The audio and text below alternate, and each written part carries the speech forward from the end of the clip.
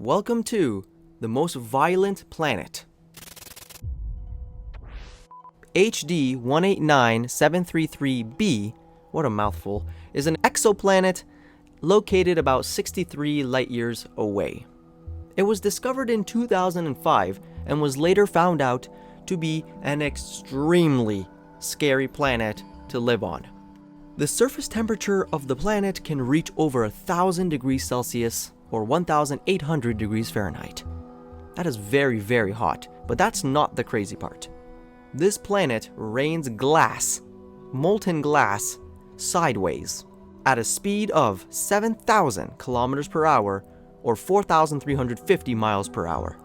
If this does not scream danger, then I don't know what will. Also, I have to note that when I say molten glass, I don't mean like water or ice. I mean extremely hot molten glass flying at supersonic speeds on the surface of the planet. Being present in this condition will certainly kill you, no doubt, ripping your body apart before you even have time to realize what happened to you. Is there anything else to say about this planet? No, not really. Just don't even think about humans visiting this planet anytime soon. Thanks for watching. Click the playlist to see the other exoplanet videos I've made for you.